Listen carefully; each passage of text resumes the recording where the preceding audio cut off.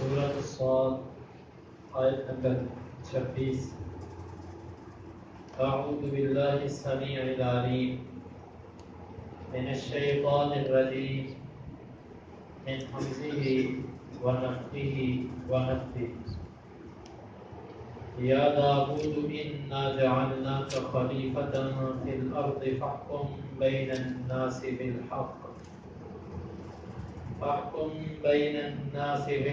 ولا تتبع الهوى فيضلك عن سبيل الله إن الذين يضلون عن سبيل الله لهم عذاب شديد بما نسوا يوم الحساب. یا داود، یا کا مطلب ہے داود. انا بے شک ہم نے، جعلنا ہم نے بنایا، کا تجھ کو، خلیفتاً خلیفہ، فی میں الارض زمین، فاحکم پس تو فیصلہ کر، بین درمیان الناس لوگوں کے، بالحق حق کے ساتھ، ولا ورنہ تتبع تو پیروی کر، الہوا خواہشات، فیضلک پس وہ تجھ کو اصلاح دیں گے، عن سے سبیل اللہ اللہ کے راستے. ان بے شک الذین وہ لوگ، یضلون جو پھسل گئے، جو گمراہ ہو گئے، عن سبیل اللہ اللہ کے راستے سے، لہم ان کے لیے، عذاب ہے شدید سخت، بما بوجہ اس کے، نسو جو وہ بھول گئے، یوم دن کو، الحساب حساب. یا داود انا جعلناک خلیفۃ فی الارض، اے داود یقیناً ہم نے آپ کو زمین میں خلیفہ بنایا ہے. فاحکم بین الناس بالحق پس آپ لوگوں کے درمیان حق کے ساتھ فیصلے کیجیے. ولا تتبع الہوی فیضلک عن سبیل اللہ آپ خواہشات کی پیروی نہ کرنا پس وہ آپ کو اللہ کے راستے سے گمراہ کر دیں گی. ان الذین یضلون عن سبیل اللہ بے شک وہ لوگ جو گمراہ ہوئے اللہ کے راستے سے، لہم عذاب شدید بما نسوا یوم الحساب ان کے لیے سخت عذاب ہے بوجہ ان کے بھول جانے کے قیامت کے دن، حساب و کتاب کے دن. پیچھے والی آیات ان کا معنی مطلب اتنی بات سمجھ آتی ہے کہ داؤد علیہ السلام وہ عبادت کر رہے تھے، کچھ لوگ دیوار پھلانگ کر اندر آئے اور انہوں نے داؤد علیہ السلام سے کہا کہ ہم دو جھگڑنے والے ہیں، ہمارا فیصلہ کرو.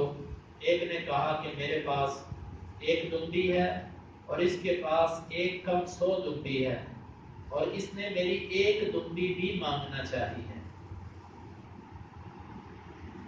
پہلے تھوڑی سی تمہید، یہ جو مقام ہے اللہ تعالیٰ نے یہ داؤد علیہ السلام کی تعریف کے لیے ذکر فرمایا. یہاں پر اللہ تعالیٰ نے داؤد علیہ السلام کی تعریف کی ہے، ان کی مذمت نہیں کی، ان کی شان میں کوئی کمی نہیں بیان کی. پہلی بات یہ ذہن میں رکھیں. دوسری بات یہ ہے کہ اللہ رب العزت نے اس پورے مقام میں کہیں بھی داؤد علیہ السلام کی غلطی کا نہ اشارتاً اور نہ صراحتاً ذکر فرمایا کہ ان سے کوئی غلطی ہوئی ہو اور اللہ اس سے ناراض ہوئے، اس کا کہیں ذکر نہیں. اور تیسری بات یہ سمجھنے والی ہے کہ اللہ رب العزت نے یہ واقعہ نبی صلی اللہ علیہ وسلم کو بیان فرمایا اس موقع پر جب نبی صلی اللہ علیہ وسلم مشرکین کی باتوں سے تکلیف میں آ چکے تھے. اللہ تعالیٰ نے اپنے نبی کو صبر دینے کے لیے ایک داؤد علیہ السلام کا واقعہ یہاں پر ذکر فرمایا. تو معلوم ہوا کہ اس واقعے میں ہمارے نبی کے لیے اور ہمارے لیے سبق ہے. اگر اس میں سبق نہ ہوتا بلکہ اس میں داؤد علیہ السلام کی غلطی ہوتی تو اس کو اس موقع پر ذکر کرنے کا فائدہ ہی نہیں. یہ جب ساری باتیں آپ کو سمجھ آ گئی تو ذرا پھر اس کو تھوڑا سا تفصیل سے سمجھیے کہ آخر واقعہ کیا ہے. واقعہ اس طرح ہے کہ داؤد علیہ السلام نبی بھی تھے، بادشاہ بھی تھے اور قاضی بھی تھے، اور اس کے ساتھ ساتھ اپنے ہاتھ کی کمائی سے خود کھاتے تھے۔ 4 ذمہ داریاں تھی داؤد علیہ السلام کو: نبوت، بادشاہت، قضات اور خود محنت کر کے کمانا۔ آپ دیکھیں کہ ہم میں سے کوئی بندہ جس کے ذمہ مسجد کی معمولی سی ذمہ داری ہوتی ہے، وہ اپنے کاروبار کی وجہ سے بعض دفعہ کتنا مسجد سے دور ہو جاتا ہے، حالانکہ مسجد کی ذمہ داری ہے۔ میں مثال کے طور پہ میں اپنے آپ کو پیش کرتا ہوں کہ کاروبار کی وجہ سے انسان اپنی بہت ساری ایسی ذمہ داریاں ان سے نہ چاہتے ہوئے بھی غافل ہو جاتا ہے۔ غافل نہیں، سستی پڑ جاتی ہے۔ یہ ایک ہمارا معاملہ ہے، اور نبی پر 4 ذمہ داریاں تھیں۔ اب وہ عبادت کے بھی دل دادا تھے، عبادت ان کو اتنی پسند تھی، اتنی عبادت پسند تھی، اللہ کے خاص عابد بندے تھے، اور ان کو نبی صلی اللہ علیہ وسلم نے ان کی عبادت کو مثال کے طور پر پیش فرمایا احادیث میں۔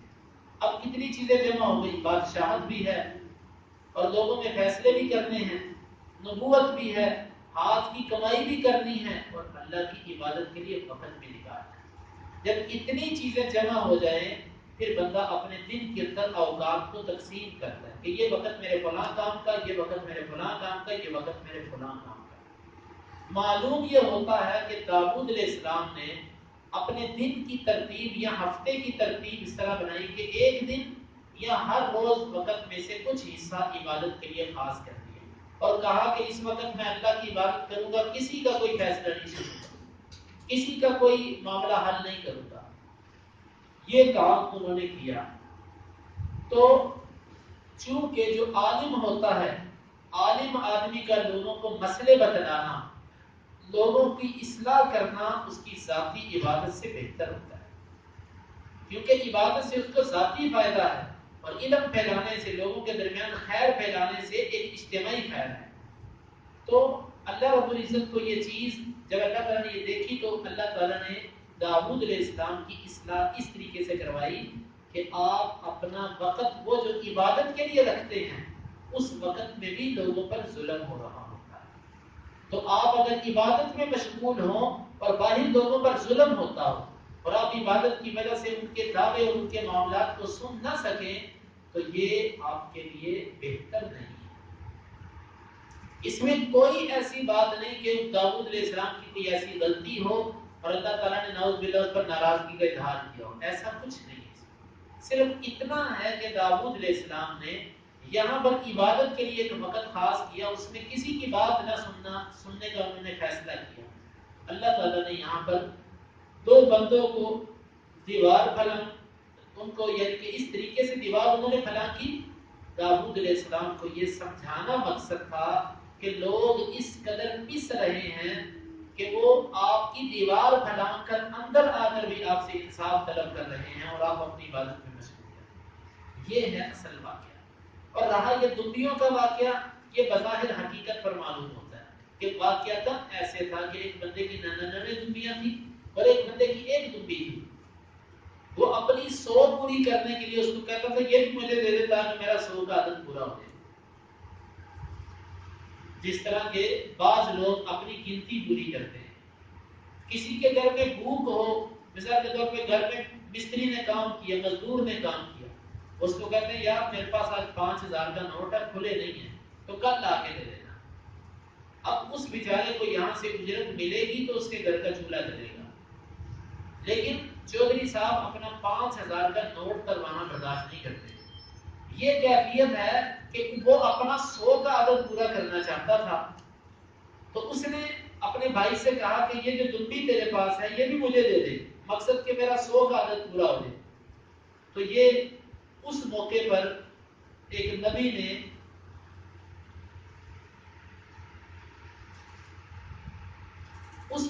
نبی کے پاس یہ معاملہ لے کر آئے کہ یہ میرے سے 1 دنبی کا بھی مطالبہ کرتا ہے۔ یہ اصل واقعہ ہے، یا تو اس کو حقیقت سمجھا جائے یا پھر یہاں پر دوسری بات وہ کی جائے گی جو امام ابن کثیر نے کی ہے کہ یہ تقسیم تھی اس کی حقیقت اس آیت کی اللہ تعالیٰ کو معلوم ہے کہ واقعہ ایسے ہی تھا، یا اللہ تعالیٰ نے ایک مثال سمجھانے کے لیے داؤد علیہ السلام کو ایک فرضی مسئلہ پیش کروایا.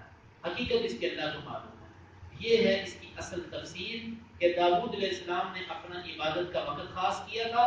اس وقت میں وہ کسی کی پریشانی اور مشکل کے لیے وقت نہیں نکالتے تھے، تو ان کو یہ معلوم کروایا گیا کہ جو وقت آپ عبادت کو دیتے ہیں وہ وقت بھی اگر آپ لوگوں کے درمیان انصاف کرنے پر لگائیں تو یہ بہتر ہے.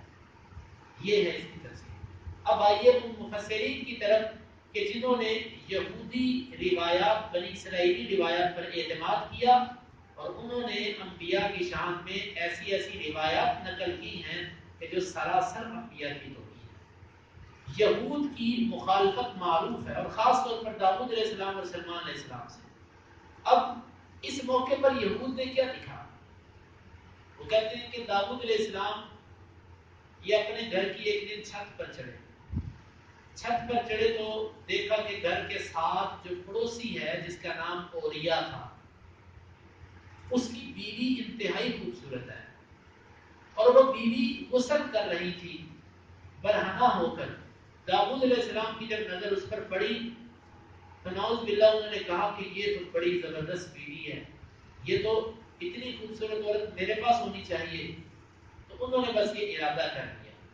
پھر انہوں نے کیا کیا؟ اوریا کو بلایا، اس سے کہا کہ اپنی بیوی کو طلاق دے. اس سے کہا میں طلاق نہیں دیتا. انہوں نے کہا اچھا چل ٹھیک ہے، اس کو جہاد پر بھیج دو. اس کو ایسے دور علاقے پر، ایسے محاذ پر اس کو بھیجا کہ جہاں پر اس کی شہادت ہو جائے.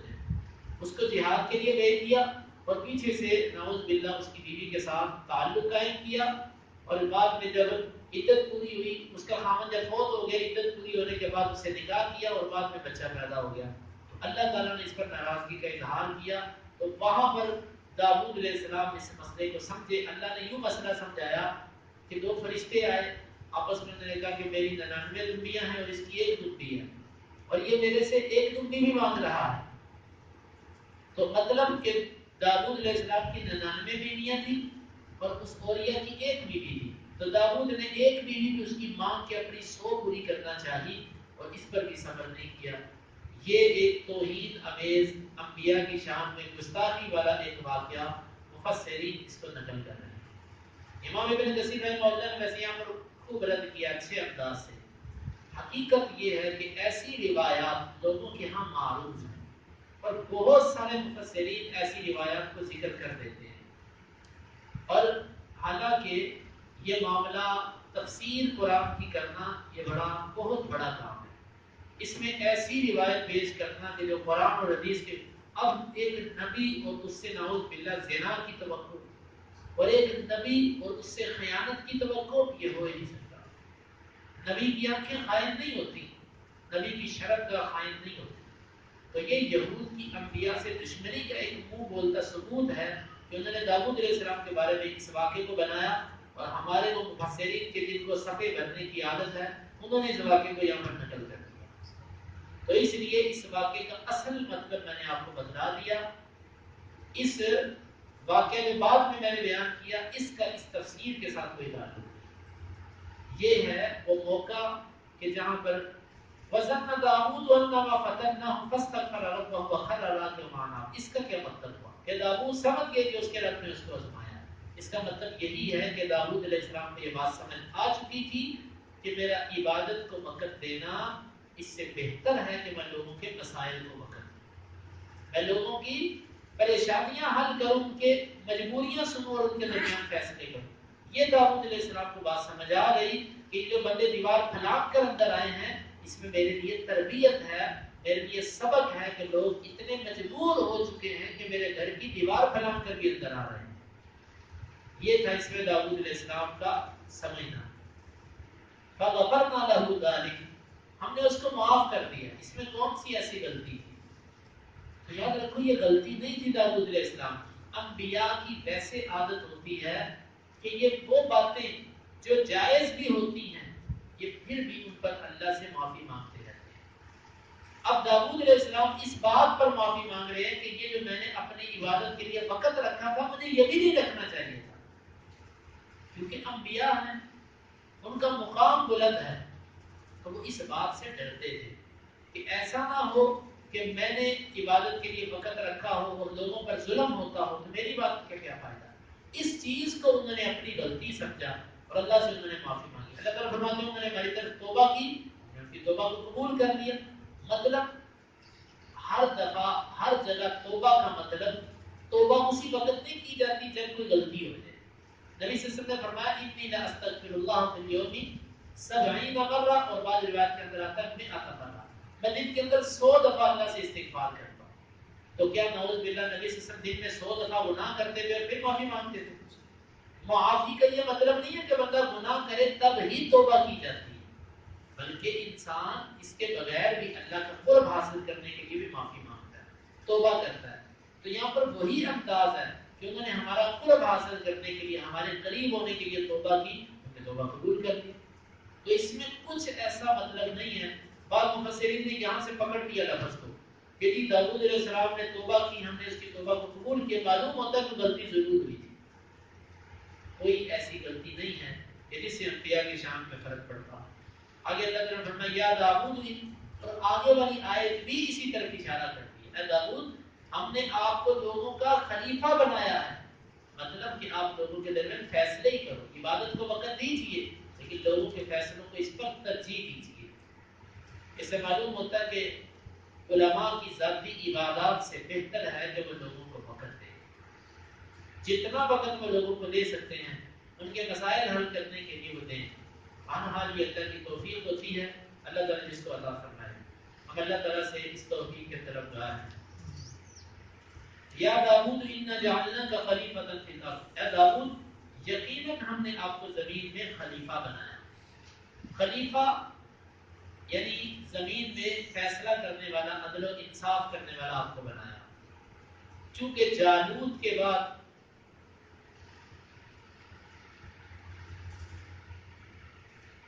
اللہ رب العزت نے داؤد علیہ السلام کو یہ بادشاہت دی, تو اللہ تعالیٰ نے داؤد علیہ السلام کو یہ بادشاہت دی اور خلیفہ بنایا. فاحکم بین الناس بالحق, لوگوں کے درمیان حق کے ساتھ فیصلہ کرو. اس کا یہ مطلب نہیں ہے کہ داؤد علیہ السلام حق کے ساتھ فیصلے نہیں کرتے تھے, فیصلہ وہ حق کے ساتھ ہی کرتے تھے. یہ محض تاکید کے طور پر بعض دفعہ ایسی بات کہہ دی جاتی ہے کہ جس طرح ایک بندہ بڑا اچھا کام کرتا ہوں اس کو کہتے ہیں شاباش اچھے انداز سے کام کرو, مطلب اس میں مزید تاکید ہوتی ہے. آپ لوگوں کے درمیان حق کے ساتھ فیصلہ کرو. ولا تتبعوا الهوى, اور آپ خواہش کی پیروی نہ کرنا.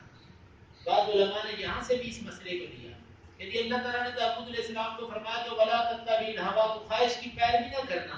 معلوم ہوتا داؤد علیہ السلام سے کوئی ایسا کام ہوا تھا جس میں خواہش کی پیروی تھی. یہ بھی غلط ہے. بے شمار مقامات پر اللہ تعالیٰ نے ہمارے نبی صلی اللہ علیہ وسلم کو بھی کہا ہے ولا تتبع اهواءهم, آپ ان کی خواہشات کی پیروی نہ کرنا. تو کیا ہمارے نبی صلی اللہ علیہ وسلم نے ان کی خواہشات کی پیروی کی تھی؟ نہیں کی. تو یہ بھی ایک تاکید کا ایک انداز ہوتا ہے. فَيُضِلَّكَ عَنْ سَبِيلِ اللَّهِ, پس خواہشات کی پیروی تجھے اللہ کے راستے سے گمراہ کر دے گی. قرآن اور حدیث کے علاوہ ہر وہ بات جو قرآن و حدیث سے ہٹ کر ہو وہ خواہش ہے. ان الذین یضلون عن سبیل اللہ, بے شک وہ لوگ جو گمراہ ہوتے ہیں اللہ کے راستے سے, لہم عذاب شدید, ان کے لیے سخت عذاب ہے. سخت عذاب کیوں ہے؟ بما نسوا یوم الحساب, بوجہ اس کے کہ وہ حساب کے دن کو بھول چکے. معلوم یہ ہوا کہ جس بندے کو آخرت بھول جاتی ہے وہ بندہ اللہ کے راستے سے دور ہو جاتا ہے, اور جس بندے کو جتنی آخرت یاد ہو وہ اتنا ہی اللہ کے راستے پر قائم رہتا ہے. اب ہم میں سے ہر بندہ اپنا یہاں پر جائزہ لے کہ وہ حق کے ساتھ کتنی محبت کرتا ہے, وہ حق کے کتنا قریب ہے اور حق کا وہ کتنا طلبگار ہے. جتنا اس کے دل میں حساب کا ڈر ہوگا, حساب و کتاب کا جتنا جس بندے کے دل میں ڈر ہوگا اس بندے کے اندر اتنا ہی ایمان ہوگا. جو آخرت سے نہیں ڈرتا اس بندے سے کچھ خیر کی توقع نہیں کی جا سکتی. تو یہ ان آیات کا اصل مطلب ہے. اللہ رب العزت سے دعا ہے کہ اللہ تعالیٰ ہمیں اس پر عمل کی توفیق عطا فرمائے. یا داؤد, اے داؤد, انا جعلناک خلیفۃ فی الارض, یقیناً ہم نے آپ کو زمین میں خلیفہ بنایا.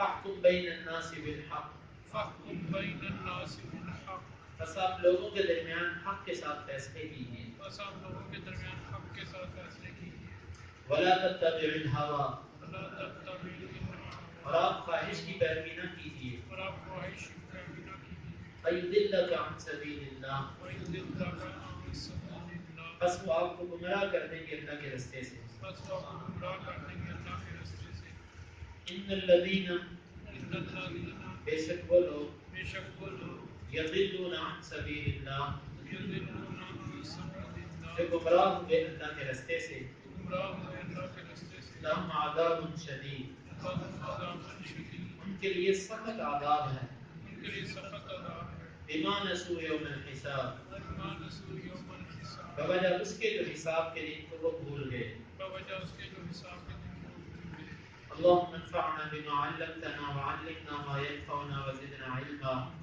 اللهم اقسم لنا من خشيتك ما يحول بيننا وبين معاصيك ومن طاعتك ما تبلغنا به جنتك ومن اليقين ما تهون به علينا مصائب الدنيا متعنا اللهم بأسماعنا وأبصارنا وقوتنا أبدا ما أحييتنا واجعله الوارث منا واجعل ثأرنا على من ظلمنا ولا تجعل مصيبتنا في ديننا ولا تجعل الدنيا أكبر همنا ولا مبلغ علمنا ولا تسلط علينا من لا يرحمنا وآخر دعوانا أن الحمد لله رب العالمين